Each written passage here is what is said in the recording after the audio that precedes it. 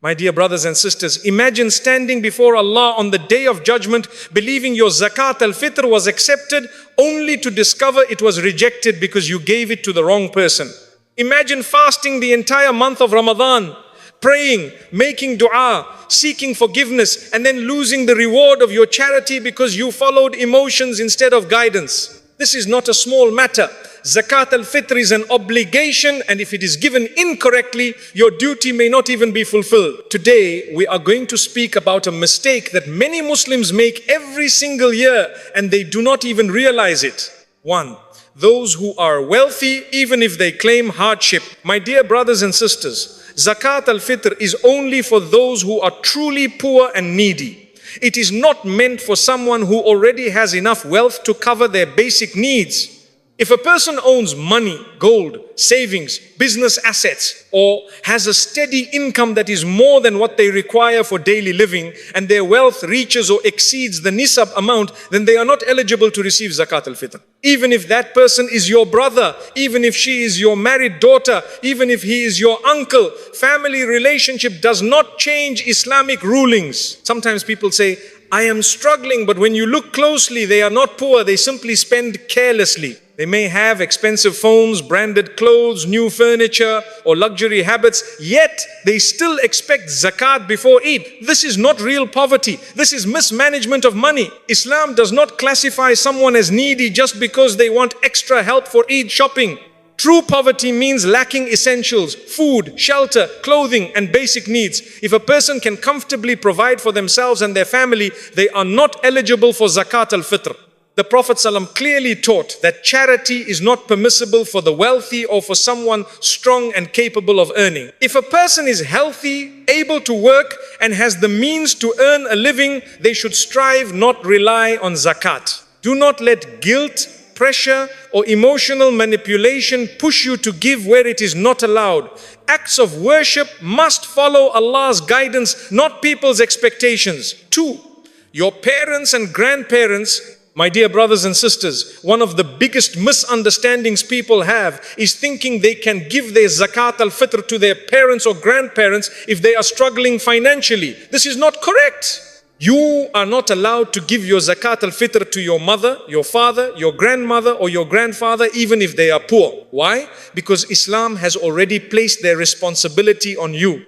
If your parents are in need, it is not optional for you to help them. It is your duty. Allah has commanded kindness and financial support toward parents, especially when they grow older or become weak. Supporting them is not charity. It is an obligation. It is an honor. It is a responsibility that Allah will question you about. Zakat is meant to go to those people whom you are not already financially responsible for. If you give your zakat al-fitr to your parents, you are essentially using obligatory charity to fulfill a personal obligation.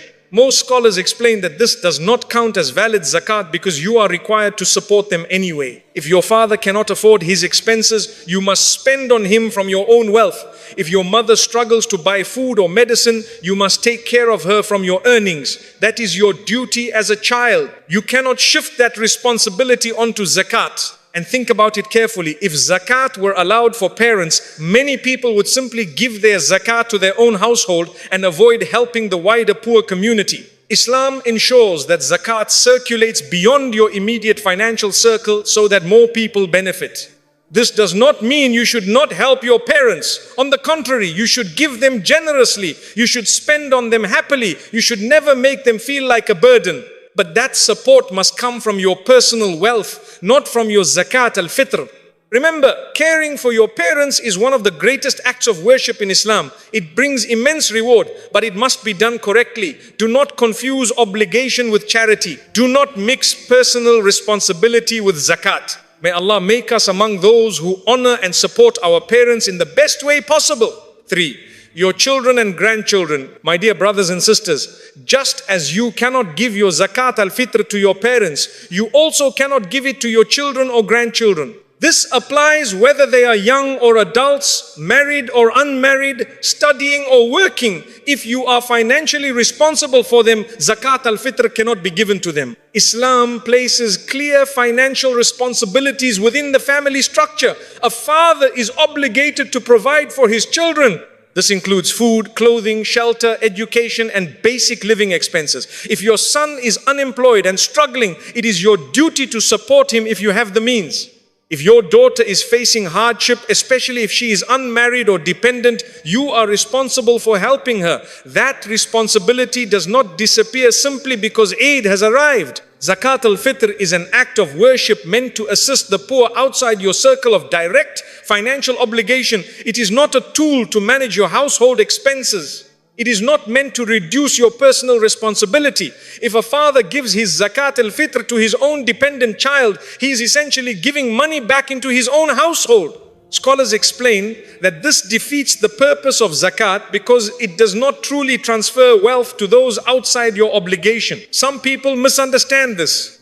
They think, my son is an adult now, so I can give him zakat. But if he is still financially dependent on you, if you are still expected to provide for him, then zakat is not valid for him. Even if your daughter is married but you are still supporting her because her husband cannot provide, you must be careful and consult a scholar before giving zakat in such a situation. The general rule is clear. You cannot give zakat to those whom you are obligated to maintain. This ruling protects the dignity and fairness of zakat. Imagine if every wealthy parent simply distributed their zakat within their own home. The wider poor community would be neglected. Islam ensures that zakat reaches those who truly have no one responsible for them. This does not mean you should not help your children generously. On the contrary, you should support them with love, patience, and sincerity. Helping your children in hardship is a noble act and carries reward, but it must come from your own wealth, not from Zakat al-Fitr.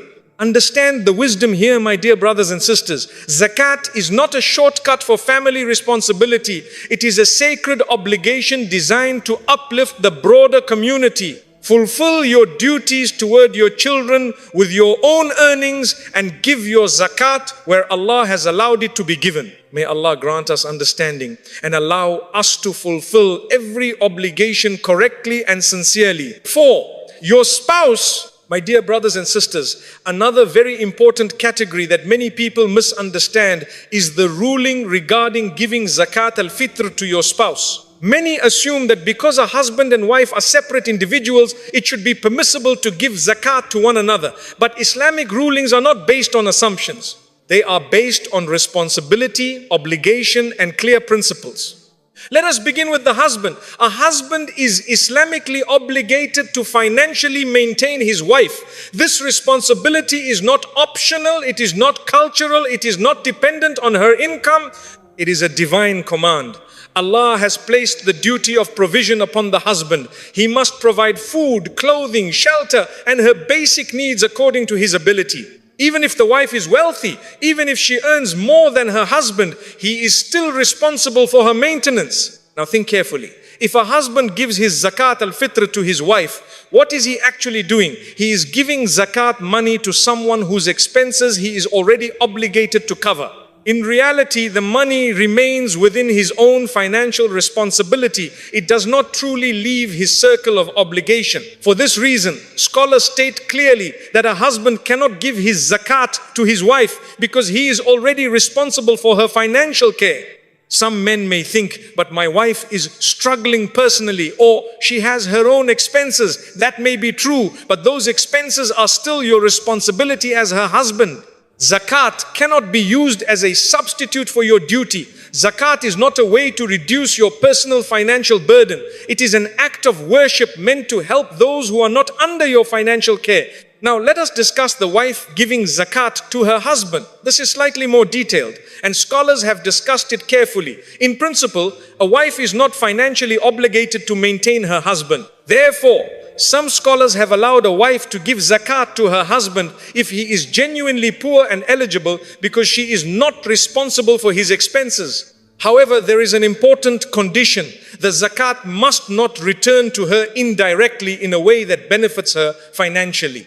For example, if she gives him zakat and he uses it immediately to pay household expenses that she is also benefiting from, then the matter becomes questionable. Some scholars say it is still valid if he is truly poor and owns the money independently. Others advise caution to avoid doubt. Because of this scholarly difference, many scholars advise that it is safer and better to give zakat outside of the immediate marital relationship unless there is a clear and genuine case of need. Understand the wisdom behind this ruling. Marriage creates a shared financial environment. In most cases, the wealth of the husband and wife affects the same household. Zakat is designed to circulate wealth to the broader poor community, not to rotate it within the same household structure. There is also another important point. Sometimes a husband may feel embarrassed to accept zakat from his wife. It can create tension, pride issues, or emotional imbalance in the marriage.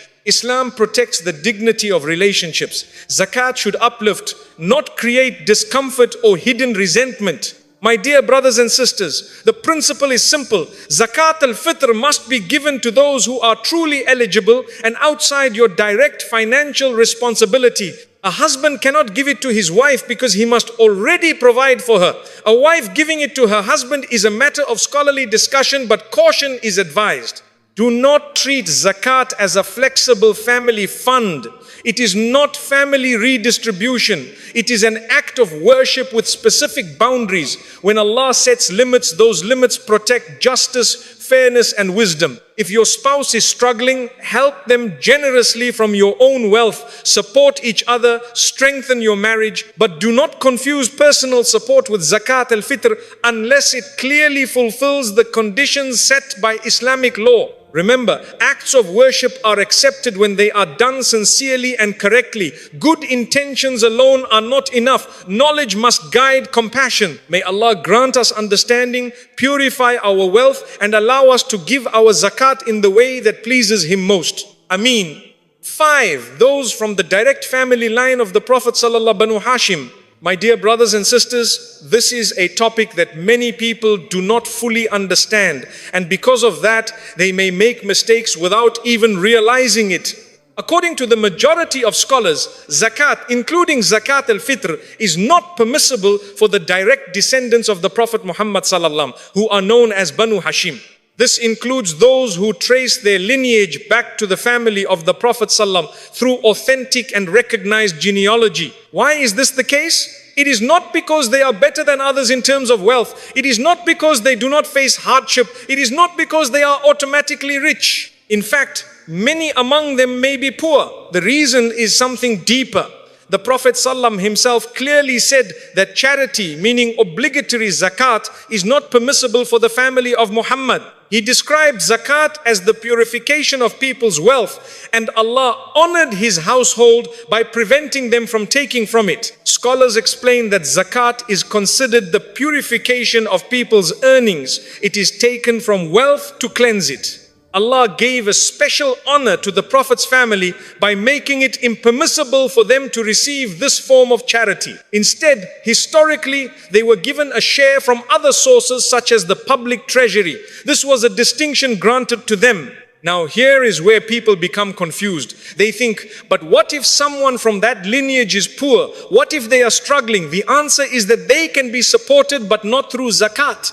They can receive voluntary charity, gifts, sadaqah that is not obligatory, and financial help from other lawful means. You can support them generously, you can assist them quietly, you can help them in their hardship, but you should not give them your zakat al-fitr according to the majority opinion of scholars.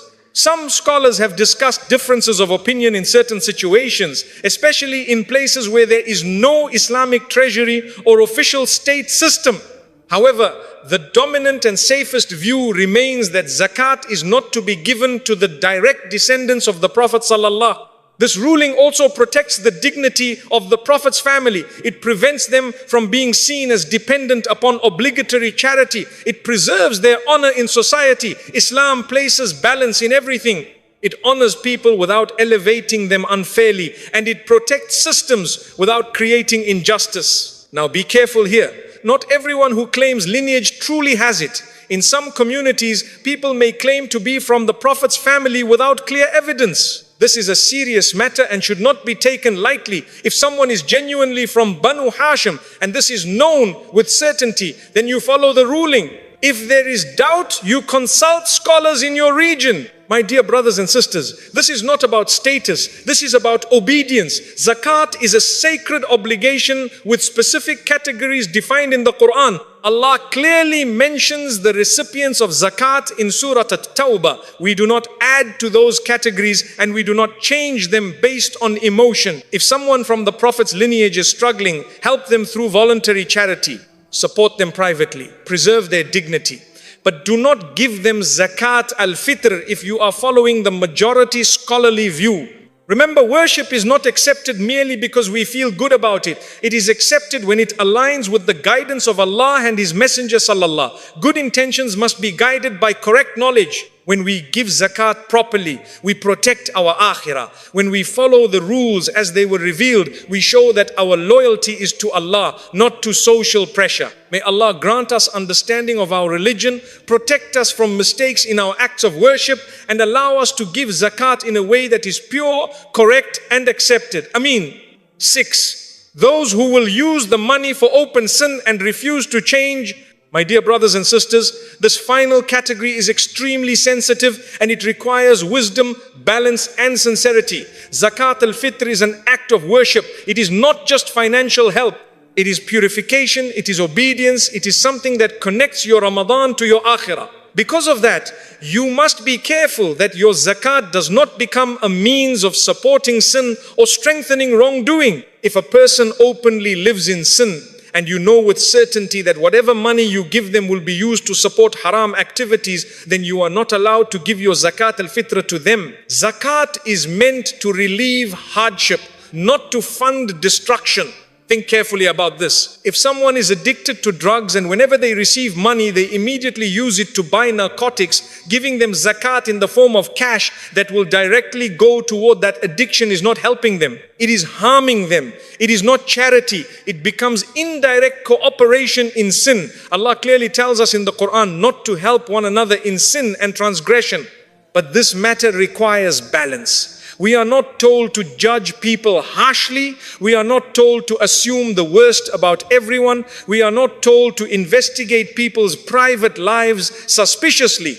Islam teaches us to act based on what is apparent and what is reasonably certain. If someone is known openly in the community for misusing money for gambling, alcohol, drugs or criminal behavior, and this is consistent and clear, then you must think carefully before giving them zakat in a form that they can misuse. Zakat is not simply about transferring money, it is about fulfilling a divine responsibility. If you knowingly give your zakat to someone who will use it to commit wrongdoing, then you are not fulfilling the purpose of zakat. Instead of reducing hardship, you are enabling self-destruction. However, this does not mean we abandon people who are struggling with sin. This is where wisdom becomes essential. There is a difference between someone who sins but is trying to change and someone who is proud of their sin and determined to continue in it.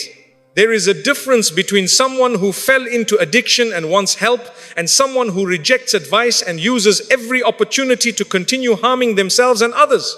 If a person is sincerely trying to recover from addiction, sincerely seeking help, sincerely wanting to leave wrongdoing, then assisting them in a way that truly helps their recovery can be rewardable. But the assistance must be structured wisely. Instead of handing cash directly, you might pay for food, groceries, rent, or medical treatment directly. You might support them through safe channels that ensure the zakat reaches legitimate needs without being misused. Islam encourages reform and mercy, but not recklessness. Compassion must be guided by intelligence. You are responsible for how you discharge your zakat. You are not responsible for someone's hidden intentions, but you are responsible for obvious outcomes. Some people misunderstand this point and become extreme. They begin to say, this person sins, so they do not deserve zakat. That is not correct.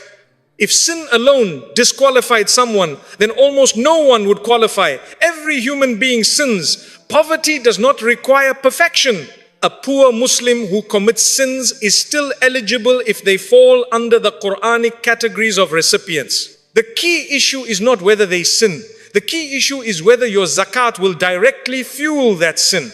If a person is poor but responsible, even if they struggle spiritually, they may still be eligible. But if a person is using wealth openly and repeatedly for destructive purposes, and you know your zakat will immediately strengthen that behavior, then you must not give it in that manner. Let us also remember that zakat al-fitr is usually given before Eid so that the poor can celebrate with dignity. It is meant to provide food and essentials